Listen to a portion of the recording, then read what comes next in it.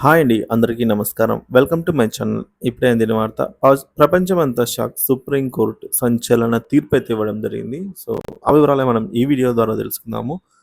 వీడియోనైతే ఎక్కడే గాని స్కిప్ చేయకుండా చివరిదాకా చూడండి. అప్పుడే ఇన్ఫర్మేషన్ పూర్తిగా అర్థమవుతుంది. వీడియో చూస్తున్న ప్రతి ఒక్కరు వీడియోకి ఒక లైక్ కొట్టండి ఫ్రెండ్స్.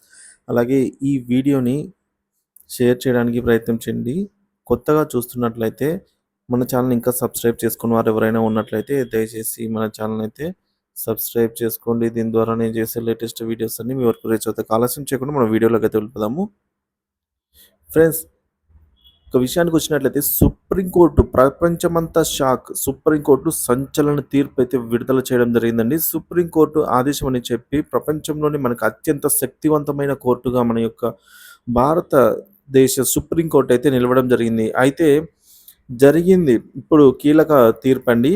సో, ఇప్పుడొచ్చిన తీర్పు చాలా కీలకమండి. ముఖ్యంగా ఇక్కడ ఆహ్, ఆర్‌జికర్ మెడికల్ కాలేజీ ఏదైతే ఉందో, సో, ఆ కేసుకు సంబంధించి పురోగతిపై తాజా నివేదికను ఈ నెల 17వ తేదీన అంటే మరొక 7 రోజుల్లోగా తమకు సమర్పించాలని చెప్పి సుప్రీం కోర్ట్ అయితే సీజేఐని ఆదేశించిందనమాట. సీబీఐని.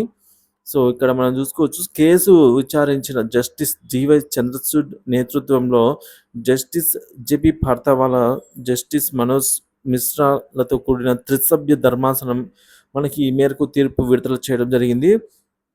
ముఖ్యంగా ప్రభుత్వం దాఖలు చేసినటువంటి నివేదికలో ఈ చలాన్ గురించి ఎలాంటి ప్రస్తావన అయితే లేదని చెప్పి జస్టిస్ పార్థివాలా అయితే తెలపడం జరిగింది.